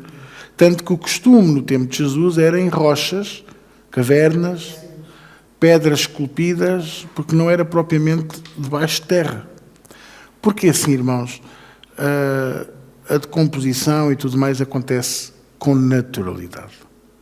Com terra, sem terra, pronto. Entretanto, o que aconteceu? Por causa da religião tradicional e por causa de tudo o que se passou durante estes últimos, vamos dizer assim, 2000 anos. Porque vocês não se esqueçam que passou-se muita coisa no nosso planeta durante esse tempo, não é? Há costumes e há princípios e há coisas que ainda hoje se fazem, que foram criadas ou justificadas durante esse período e que era apenas para aquele período, mas que foi ficando porque parece bem. Ok? Parece bem. Agora vocês dizem assim, pastor, eu já ouvi um pastor dizer, porque eu também já ouvi, por isso é que eu estou a dizer, que o Senhor condena a cremação. Mas não é isso que está lá em Levítico. Levítico diz para eu não queimar o meu corpo. E era um costume que tinham de fazer marcas de queimadura no corpo. Vocês sabem. Fosse para atiçar os deuses, fosse para fazer aquilo a que nós hoje chamamos de tatuagens. que não tem mal nenhum. Também posso responder essa pergunta a seguir, se me lembrarem. E, obviamente, que quando o Senhor diz... Ele diz isto, mas também diz para nós não furarmos o corpo. E os piercings. Mas, no entanto, o apóstolo Paulo diz que nós somos escravos de Jesus. E qual era o símbolo da escravidão? Não era uma argola na orelha esquerda? Eu fiz aqui por causa do microfone, mas era na orelha esquerda. Ok? No entanto... Gostaram deste experimento? No entanto, ora, se Cristo me resgatou da maldição da lei, é da lei toda, não é só da lei escolhida pelos homens ou pelos pastores evangélicos. Porque o que acontece hoje em dia? Há muito bom pastorinho, e há alguns deles até com boa vontade, dizem assim: ok, Cristo nos resgatou da maldição da lei, mas não podes comer carne de porco. Nem podes comer sangue. Para quem gosta de cabidela, já se está a babar. E vocês dizem assim, o que é que o pastor diz? Eu digo assim, se é para cumprir a lei, então vamos cumpri-la a 100%. E não é só os 10 mandamentos ou os portalhões. É os 613 preceitos da lei de Moisés. E se queremos ainda ser ainda mais refinados, temos que juntar os 390 que foram criados no período de silêncio, o chamado período interbíblico, e quando chegou a era de Jesus eram mais de 1000 ao todo. 1000 artigos, 1000 preceitos. Impossível de cumprir aquilo tudo. Por isso, o que é que a lei dizia? Quem falhava um preceito era culpado de toda a lei. E a lei, por isso, o que é que nos fazia? Condenava-nos à morte. O apóstolo Paulo até diz assim, porque digno destas coisas são, digno de morte são os que praticam estas coisas. Está lá em Gálatas 5. Então, a gente temos que ser sinceros. Pastor, então e agora? Não, é porque se eu vou negar umas coisas e vou aceitar outras, então, por exemplo, quando uma vez me disseram, num almoço, a minha sogra fez morcela assada e eu peguei no palito e piquei lá o bicho. E disseram-me assim, vais comer morcela? Sangue? A Bíblia proíbe, lá em Levítico. E eu ainda com o bicho picado na mão disse assim, era uma senhora, e tu quando estás com o período menstrual também vais 7 dias fora do arraial? É o que diz a lei em Levítico. E quando no sábado uma árvore cai no meio da estrada, vamos deixar a árvore lá parada sem a estrada poder se movimentar? E que ninguém tenha ataques cardíacos ao sábado, porque não se pode chamar o INEM nem ir para o hospital para cumprimento do sábado, ainda com o bicho picado na mão. Aquela moça ficou a olhar para mim e disse, nem disse nada, agarrou num palito e picou também e comeu. Nunca mais se falou no assunto. Porquê? Porque lá está. Parece que estamos a cumprir a lei. Parece que estamos a cumprir o que é certo. Mas, irmãos, estamos a cair no erro. Cristo resgatou-me da maldição toda. Então, se eu quiser interpretar a lei do queimar o corpo como sendo a cremação, que não é, então quer dizer que o Senhor vai me condenar por eu decidir cremar o meu familiar? Obviamente que não. Agora eu tenho outra pergunta para vocês. E aquelas pessoas em Pedrógão Grande que morreram carbonizadas dentro dos carros? Foram todas para o inferno. Não foi escolha delas, mas morreram carbonizadas. E em Levítico não diz que eu tenho que escolher. Fala no queimar o corpo. Como é que é? Está tudo no inferno? Ora, aí é que está. Tudo aquilo que eu faço, que faço com o fé, não é lícito fazer. Não é bem assim a passagem. Não é bem assim, mas eu percebo onde é que tu queres chegar. Ou seja, o apóstolo Paulo também diz, tudo me é lícito, mas nem tudo me convém. Eu sei que não. Mas há muitos que se usam dessa passagem para dizer a cremação não é para o crente. Não, filho, não, vamos lá parar com isto. Então, a cremação vai levar a pessoa para o inferno? Não. A Bíblia diz que a terra dará aos seus mortos, o mar dará aos seus mortos. E você pensa que a terra dará só aos que foram enterrados? Olha, e aqueles que morreram na fogueira? Queimados pela Inquisição. Olha os Távaras, boa, muito bem. Judeus, mortos pelo rei Dom Manuel, por ciúme e porque descobriram que ele tinha uma amante. Para os calar, matou-os a todos, ficou-lhes com as propriedades, meteu sal lá naquela zona que ainda hoje nada nasce e ficou-lhes com tudo o que era a riqueza deles. E os Távoras desapareceram da história. Quer dizer, não desapareceram da história, mas deixou de haver descendência, pelo menos em Portugal ou Lisboa, porque foram perseguidos até, sabe-se lá, o ano. Desculpem. Só tive que beber aqui um bocadinho de medronho, que é para... Alguém acredita. Mas o que eu quero dizer é assim, e a Mercedes falou muitíssimo bem, que é que aquilo que nós fizemos com fé em Deus e com o coração certo, não tem mal nenhum. Ok? Eu quero pôr um piercing na sobrancelha. Põe. Mas também não me venhas dizer que é para a glória de Deus. Porque se tu queres fazer uma coisa para a glória de Deus, há muitas coisas que eu te posso indicar antes de fazeres um piercing na sobrancelha, ou no nariz, ou na orelha, ou noutro sítio qualquer, que só o sol também não vê. Mas não interessa, é só para vocês perceberem que eu já ouvi uma vez uma senhora dizer: eu fiz esta tatuagem no pé a dizer Jesus para a glória de Deus. Queres dar... E depois é uma murmuradora, é uma caluniadora, uma mentirosa, dá mau testemunho na zona onde vive. Queres dar bom testemunho? Abre a tua boca, pede perdão às pessoas e muda a tua vida. Não é uma tatuagem no pé a dizer Jesus que vai dar glória a Deus. Vocês estão a perceber o que eu estou a dizer? Pastor, mas eu tenho tatuagens. Então, se tu tens, deixas ter, qual é o mal? Não te vou mandar agora fazer laser nisso. Mas a tatuagem é não sei o quê. Não interessa. Foi feita com que intuito? É isso que eu quero saber.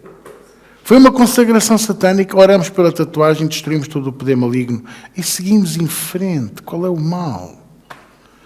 E se eu um dia quiser tirar a tatuagem, que seja uma decisão tua, não uma imposição do pastor. Ok? Eu quero cremar, eu quero ser cromado, como dizia uma colega minha. Eu quero cremar. Eu nunca te vou dizer para tu não o fazeres, porque a Bíblia diz que é pecado. Não. É como disse ali a nossa Mercedes, e disse muito bem. Faz de coração limpo e com fé. Não faças com dúvida, nem com o intuito de dar glórias ou de tirar glória. Estão a entender o que eu estou a partilhar? Fazer um favor, parece mal. O que é que as pessoas vão pensar lá no bairro se eu cromar a minha mãe? Não vou cromar porque ela está vivinha da Silva. Não é?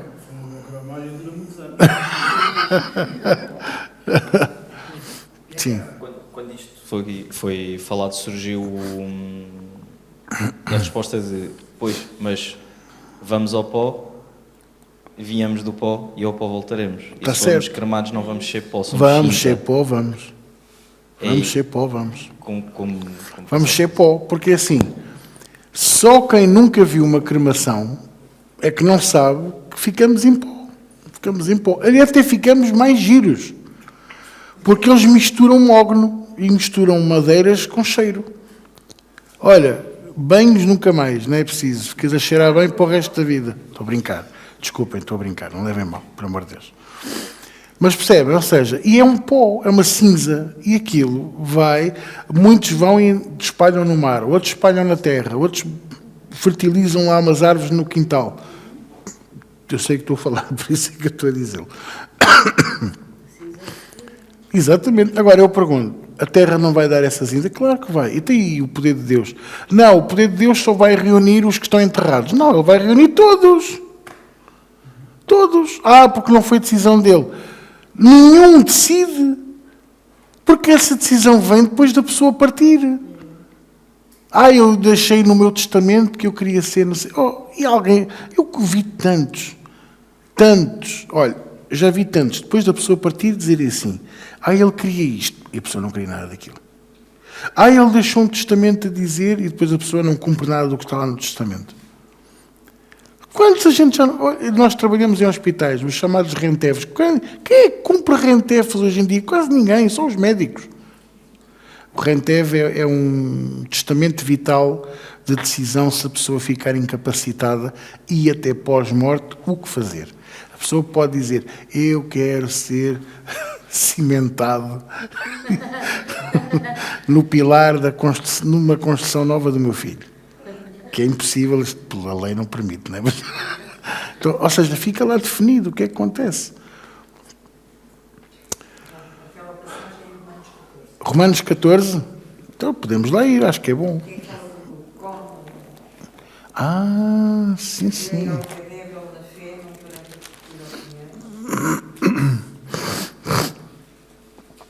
Sim, o que come não despreza o que come, exatamente. Porque um crê que tudo pode comer e outro, que é fraco, come legumes. Eu já usei esta passagem.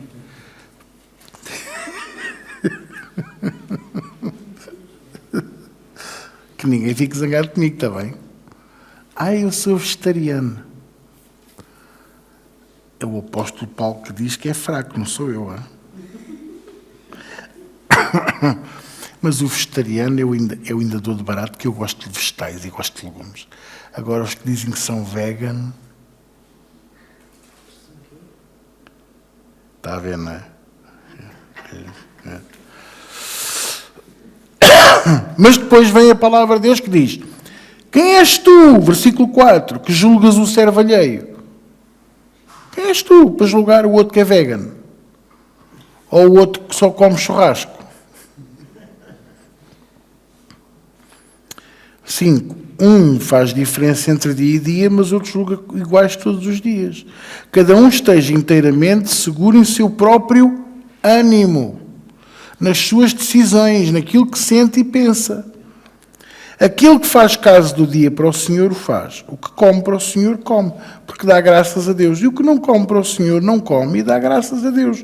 Porquê que até o que não come dá graças a Deus? Porque é suposto tudo o que nós fazemos, somos e dizemos, seja para a glória do nosso Deus. Quem é que me está a entender? Agora é o 8, que é isto que a Mercedes estava a falar. Porque se vivemos para o Senhor, vivemos, se morremos para o Senhor, morremos. De maneira que, ou vivamos, ou morramos, somos do Senhor. Cromados, cremados, enterrados, chispados. Seja o que for. Ouça.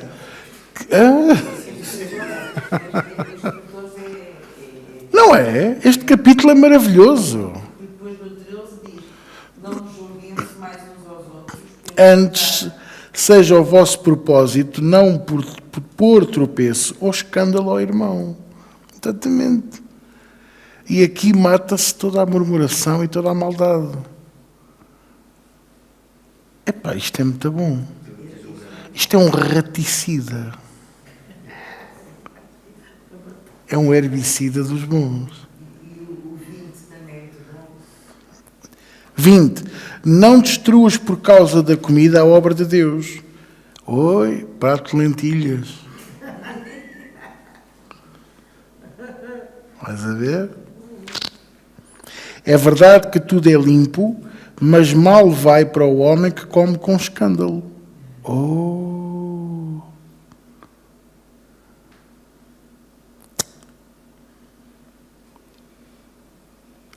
É um bom capítulo para lermos em casa. Principalmente aqueles versículos que dizem assim, não julguemos os uns. E quem é que tu pensas que tu és? Olha, isto é maravilhoso. estamos a falar de enterro ou cremação. Para quem não sabe, é só para concluir, está bem? E agora vou falar sério. Quem é que já ouviu falar nas gavetas e nos jazigos família? Sim. Se alguém pensa que o que vai para lá é o corpo, ou é ossos, ou é a cinza, porque eles são incinerados de uma maneira ou de outra.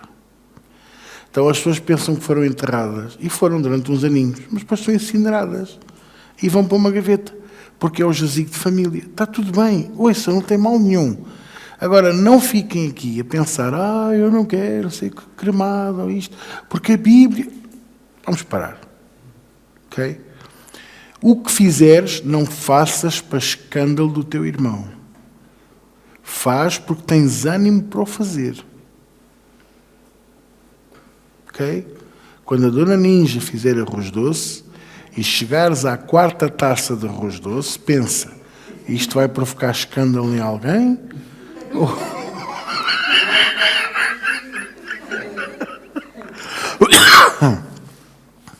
É só para lembrar, ok? Aplica-se o mesmo aos piercings. Aplica-se o mesmo às tatuagens. As pessoas criticam, que ele tem uma tatuagem. E então? E qual é o mal da tatuagem? E qual é o teu problema? Então, há quem ande com... Há quem... Oh, irmãos, eu agora podia falar tanta coisa. E o nosso problema é a tatuagem.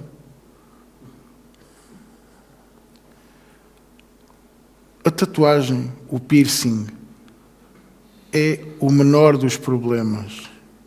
Ok? O Senhor não liga nenhuma a essas coisas. Ele liga ao nosso coração. Aquilo. Nosso espírito. E Ele olha para ti e Ele não vê se tu tens piercing, se tens brincos, se tens tatuagens, olhos azuis ou verdes. Ele olha ao teu coração.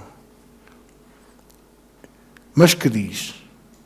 A palavra está junto de ti. Da tua tatuagem? Que engraçado. E se for uma tatuagem no pé a dizer Jesus? E no tornozelo a dizer Jesus é rei? Não? Um autocolante no carro. E depois andam a pisar o traço contínuo e fazem curvas sem fazer pisca. E andam sempre assim no carro para dar glória, glória, glória, glória, glória, glória, glória, glória. Não. Exato.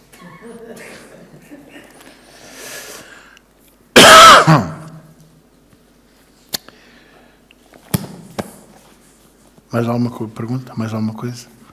Eu gosto estas escolas bíblicas são muito boas. Eu gosto.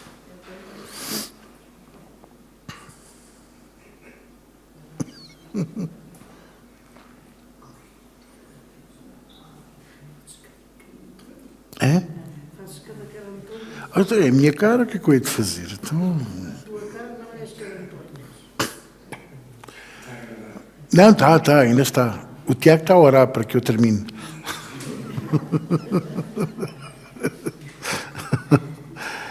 Mas temos de terminar, que já é tarde. Mas o que é certo é que eu quero que vocês entendam isto.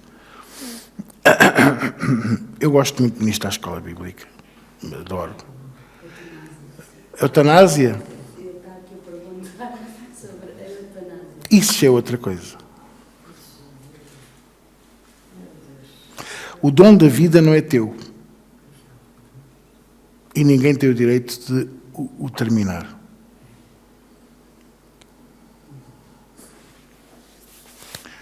Esta semana, na segunda-feira, apareceu-me lá uma enfermeira a chorar no meu gabinete, a pedir informação clínica porque está prestes a ir a uma junta médica, porque está a ser perseguida no trabalho por uma chefia e ela foi parar às urgências após uma tentativa de suicídio. Uma moça casada com 27 anos. E eu recebi aquele pedido eu disse-lhe que ia tratar daquilo, mas depois levantei-me e fui ter com ela e disse-lhe: não voltas a fazer isso. Eu não posso prometer uma coisa que eu não sei. Eu disse: não, eu não estou a dizer para tu prometeres. Eu estou a dizer para tu te mentalizares que não vais voltar a fazer isso. Há muito mais do que para viver e não vais terminar a tua vida. Não vais desgraçar a tua família por um episódio. Um episódio. Ao fim de um bocadinho. E depois um argumento quase a brincar que eu lhe disse. Porque ela continuava a dizer: eu não posso prometer uma coisa. Que os meus cabelos brancos já me permitem dizer que estou-te a dizer que tu não vais voltar a fazer isto.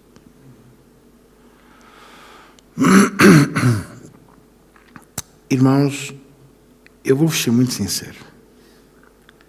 Eutanásia é uma decisão de terminar com a vida. Eles dizem que é medicamente assistida. Eu vou-vos já dizer que isso já acontece há mais de 100 anos. Chama-se morfina. Sim. Não é verdade? Só que não é falado porque eles chamam-lhe cuidados paliativos. Que é a pessoa... Vamos pôr a pessoa em conforto o melhor possível. E está certo. E está certo. O que não está certo é... Quando eles tomam essa decisão, a maior parte das vezes a pessoa já não está capaz de tomar essa decisão. Exatamente. E nenhum ser humano tem o direito de tomar essa decisão por outro. Por isso é que eu não gosto dos rentevos. Porque lá pode estar a decisão de que a pessoa não quer ser ressuscitada em caso de paragem cardiorrespiratória. Ou que a decisão fica no familiar tal. Vocês estão a perceber? E eu sou da opinião que, quando chegar a nossa hora, chegou. O homem pode fazer tudo o que quiser e puder, mas se o Senhor tirou o espírito, o corpo não vai voltar a acordar. Este casaco, que nós chamamos corpo, só vive com o espírito lá dentro. Ok? Então, o que é que eu acho sobre a eutanásia? Acho que o homem não tem esse direito. Acho que o homem não pode tomar essa decisão sobre si próprio ou sobre terceiros. E no que toca ao suicídio, aplica-se o mesmo princípio, com exceção de uma coisa. Há pessoas que caminham para essa estrada de penumbra e trevas, debaixo de uma pressão psicológica, mental, espiritual, que o homem chama-lhe esquizofrenia, por exemplo, e que a maior parte das vezes eles não sabem o que se está a passar, eles só querem que aquilo acabe. Esquizofrenia é aquilo que a Bíblia chama de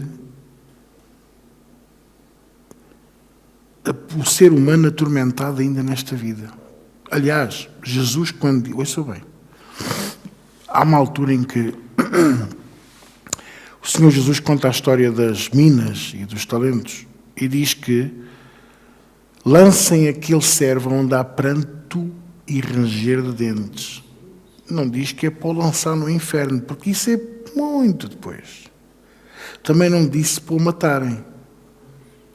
Mas o que é certo é que quando nós não obedecemos a Deus, nós tornamos-nos alvo de sermos atormentados. E isso pode resvalar para uma esquizofrenia, para problemas psicológicos, psiquiátricos, em que a pessoa vive mundos e vidas completamente fora da realidade. Mas tem a consciência que aquilo é um tormento, porque o sofrimento é permanente, constante e atroz.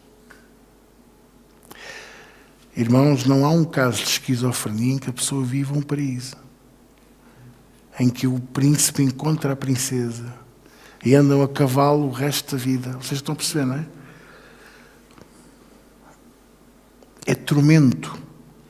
Não pode ser humano, não pode ser uma doença física. Tem que ser uma influência espiritual maligna para fazer aquela pessoa estar atormentada. Vocês compreendem isto?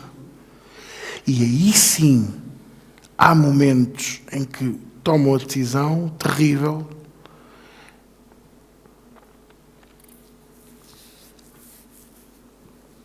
e aí eu acredito, e só nesses casos eu acredito, que a compaixão e a misericórdia de Deus são tão grandes que Ele não leva em conta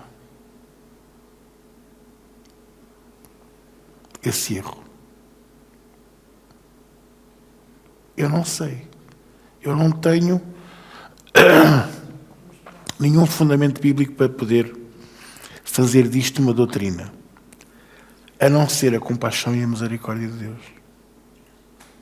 Deus não era mau e Deus não é mau.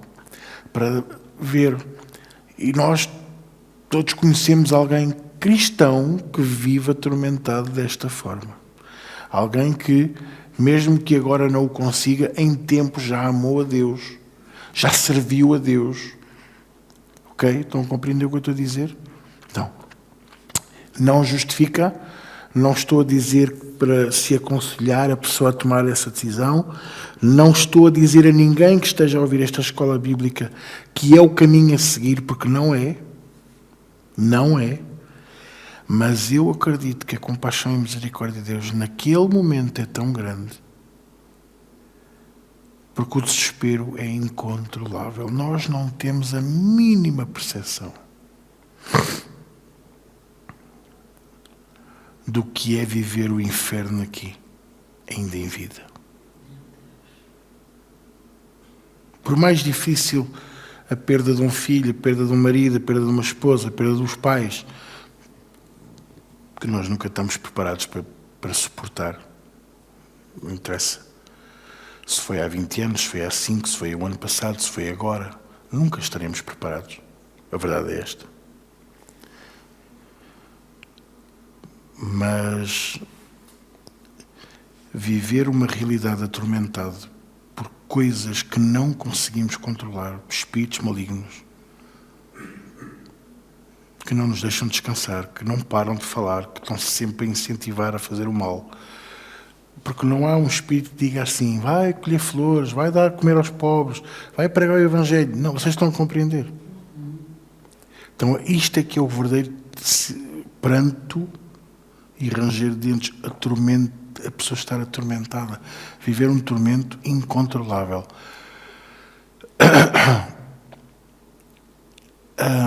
Eu não consigo conceber um Deus que não consiga ser compassivo e misericordioso nessas situações. Estão a entender o que eu estou a dizer? Agora, se vocês me perguntarem, e o que é que o pastor aconselha? Se tens um familiar assim, não largues. Se conheces alguém assim, ora por ele dia e noite. Mas dia e noite. Incessantemente. E vai haver dias em que a tua oração tem que ser de intercessão, e vai haver dias em que a tua oração tem que ser de gratidão. Isto é consoante os momentos, consoante as situações. Não deixes que a coisa se prolongue, porque todo o tormento vai levar a um fim. Todo. O único tormento que não leva a fim nenhum é o tormento do inferno, e esse é para a eternidade. Vocês estão a compreender o que eu estou a partilhar com vocês? Não o largues. Ora por ele. Ministra a palavra sempre que puderes. Vai reagir mal? Provavelmente vai. Mas a semente vai caindo. Lembra-te que uma parte cai no caminho, outra nos espinhos, outra em pedregais, mas há uma quarta parte. Uma quarta parte que cai naqueles bocadinhos de terreno ainda fértil. E a seu tempo essa semente brotará e dará o seu fruto. Mas a semente tem que ser lançada. A semente tem que ser lançada. E não pode ser com acusação, não pode ser com raiva, porque não é fácil para os lúcidos.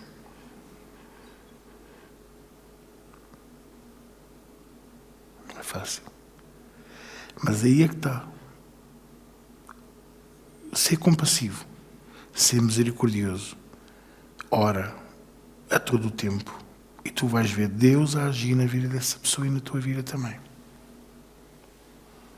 Amém? Pronto. Vamos orar?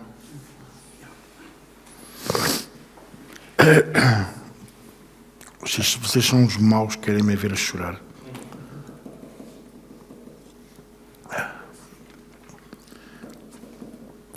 Paizinho, nesta noite, graças te damos pela tua palavra. Graças te damos por este tempo, Senhor, na tua presença.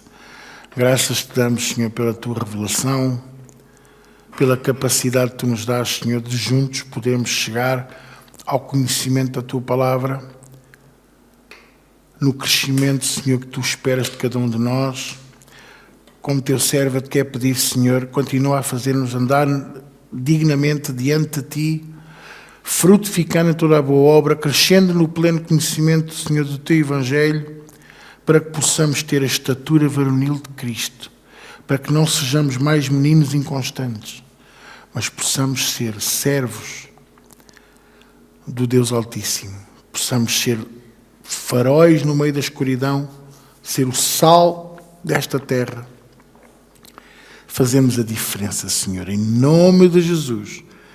E nesta noite quero pedir, conduz-nos até casa em paz e segurança, guarda-nos e que nós possamos transportar esta unção, esta glória connosco, para aqueles que estão em nossas casas, Senhor. Em nome de Jesus. E todos dizem comigo, amém. Glória a Deus. Até domingo.